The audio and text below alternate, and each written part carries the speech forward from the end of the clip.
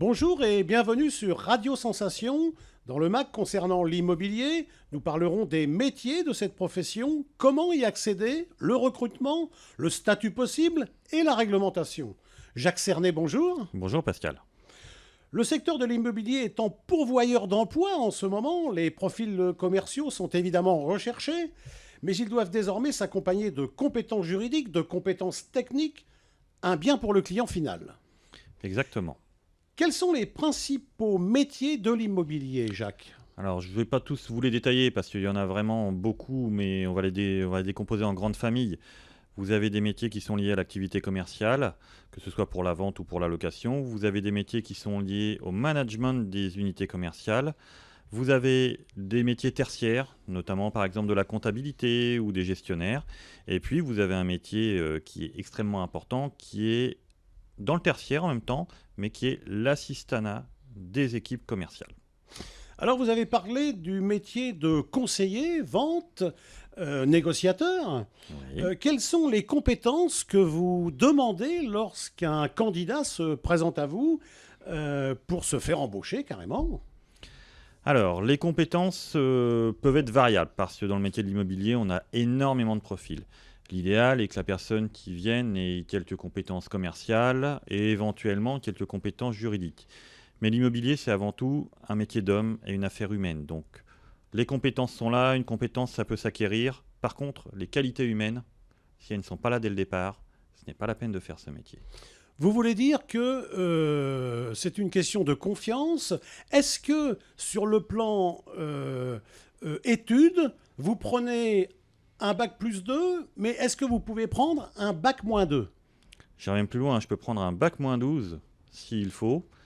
Je l'ai déjà fait et on peut trouver des perles. C'est une question de qualité humaine et de vouloir s'intégrer dans le métier, car l'immobilier est avant tout une passion. Si vous n'avez pas ce virus, ne commencez jamais ce métier. Par Très bien. contre, si vous l'avez, c'est tant pis pour vous, vous y serez lié toute votre vie. Alors, la vente, on a parlé de conseiller, de négociateur immobilier.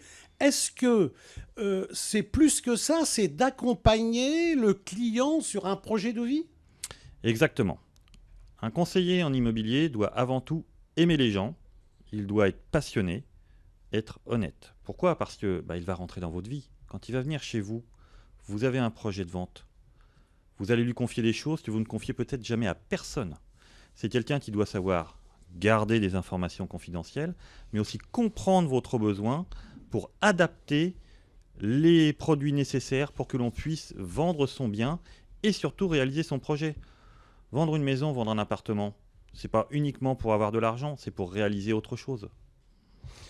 Deuxième métier dans l'immobilier très important, vous l'avez dit, c'est l'assistant, l'assistante commerciale, qui est, je pense, la première personne que l'on rencontre lorsqu'on franchit les portes d'une agence immobilière. Alors, quelles sont là aussi ces missions, ces compétences que vous demandez, ces qualités? L'assistant ou l'assistante commerciale est effectivement le premier miroir de l'agence immobilière. Quand on rentre, le client va s'adresser à lui, c'est lui ou elle qui va décrocher, mais ses missions vont bien au-delà.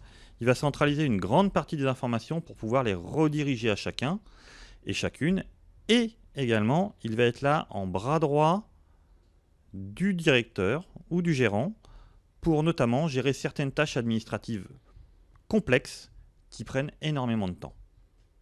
Donc ces qualités, ça doit être quelqu'un de sérieux, ça doit être quelqu'un de rigoureux, quelqu'un d'aimable, qui aime accueillir les gens, et quelqu'un qui ait un vrai sens d'apprendre. Donc, un négociateur qui pousse la porte de votre agence immobilière, vous le recrutez, qu'est-ce que vous lui proposez comme statut? Il y a plusieurs statuts, je suppose. Il peut être salarié, est-ce qu'il peut être agent commercial, est-ce qu'il peut dépendre des auto-entrepreneurs? Comment ça se présente? Alors, pour les conseillers vente, deux grands statuts. Le statut salarié VRP, qui constitue à de l'avance sur commission. Je ne rentrerai pas dans les détails techniques parce que ça nous prendrait beaucoup de temps. Ou bien le statut d'indépendant, ce qu'on appelle agent commercial, avec pour démarrer la possibilité d'être ce que l'on appelle auto-entrepreneur, afin notamment de pouvoir bénéficier des aides du Pôle emploi si cette personne est à la recherche d'un emploi, ce qui lui permet de démarrer tout en n'ayant pas besoin d'avoir énormément de trésorerie et de pouvoir assurer son train de vie. Excepté la personne qui va pousser la porte de votre agence immobilière pour éventuellement trouver un emploi et qui est passionné, comme vous l'avez dit tout à l'heure, par le métier, comment vous faites pour recruter ? Puisque en ce moment, je suppose que le marché est florissant, 2016. Donc, comment vous faites pour aller chercher les négociateurs ? Vous les recrutez comment ? De multiples sources. La notoriété d'éventuelles enseignes si on fait partie d'une enseigne. Des opérations nationales, on en voit sur le net, on en voit sur Facebook ou ce genre de médias. La cooptation, bien entendu. De simples affiches ou des annonces dans des journaux. Et un média qu'on ne connaît pas, si je peux m'exprimer ainsi, c'est le recrutement aussi parmi les clients. Car il y a beaucoup de clients vendeurs dans l'immobilier qui finalement se prennent de passion et énormément d'agences recrutent d'anciens clients en tant que négociateurs. Cette profession d'agent immobilier, donc, elle est réglementée. Comment est-elle réglementée ? Je suppose que le patron, le directeur de l'agence, est réglementé et peut-être aussi que les négociateurs sont eux aussi réglementés. Ont-ils une formation à suivre ? Vous qui appartenez à un réseau, est-ce que vous avez des écoles de formation ? Est-ce qu'il y a de la formation permanente ? Alors, dans mon réseau, il y a des écoles de formation depuis de nombreuses années. Maintenant, depuis que la loi Allure et les différents décrets d'application ont été promulgués, il y a obligation de formation pour les agents immobiliers et pour les équipes qui font partie d'une agence immobilière. Car dans une agence immobilière, pour exercer ce métier, il faut que le gérant ou le patron soit titulaire d'une carte professionnelle. Il y en a plusieurs, c'est un sujet qu'on peut aborder peut-être plus tard. Si on n'a pas cette carte, on n'a pas le droit d'exercer ce métier. Et les commerciaux représentent ce directeur. Donc, le directeur doit déléguer sa carte, mais doit aussi assurer la formation de ses équipes. Qui délivre cette carte ? Vous dépendez d'un ministère ? Nous dépendons maintenant de la Chambre de commerce et d'industrie. Et cette carte est délivrée soit sur diplôme, soit sur équivalence d'expérience. Ça, c'est pour les patrons, directeurs, Exactement. les patrons. Et les salariés, les agents commerciaux ? Les agents commerciaux s'inscrivent au registre des agents commerciaux. Par contre, le patron, lui, va déléguer sa carte, ce qu'on appelle la carte blanche dans le jargon, c'est-à-dire comme quoi il autorise cette personne à représenter l'agence en clientèle. Mais pour ce faire, il faut, selon le statut, que le conseiller commercial soit correctement déclaré ou bien aux URSSAF ou bien à la Chambre de commerce et d'industrie. Très bien. Alors, cette profession qui est très réglementée, on le voit, Oui. est-ce que par rapport à la loi Hoguet et par rapport à la loi Hoguet et la loi Allure, vous avez un client qui achète une maison chez vous, vous lui demandez ce qu'on appelle un dépôt de garantie peut-être. Ça arrive. Comment son dépôt de garantie est-il protégé ? Alors, son dépôt de garantie est protégé car il doit être déposé sur ce qu'on appelle un compte séquestre. C'est un compte article 55.